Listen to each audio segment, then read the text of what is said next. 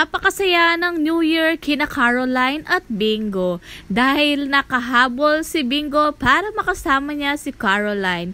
Talagang kitang-kita ang kanilang saya. Sa sobrang saya nila, hindi nila namataan na magka-holding hands pala ang kanilang kamay habang nanonood ng fireworks. At talagang since day one, hindi nagbabago si Donnie kay Belle dahil namataan na 2 towel ang gamit nila, pero yung towel ni Donnie talagang shinare niya pa kay Belle dahil alam niyang lamigin siya. Dahil kapanapanabik ang kanilang eksena at usap-usapan na magta-travel ang dalawa at magte-taping sila sa kanilang teleserye sa Benguet. At syempre, lock-in yun. Talagang maraming quality time yan ang dalawa. At may nakakitang fans kay Belle Mariano, nasa Greenbelt siya at nagsha-shopping. Sabi ng isang source ay kasama niya raw nag-shopping si Donnie. Sabi ng comment ay kainggit. Nakita ng taga-samin si Belle kasama daw si Donnie nagsha-shopping.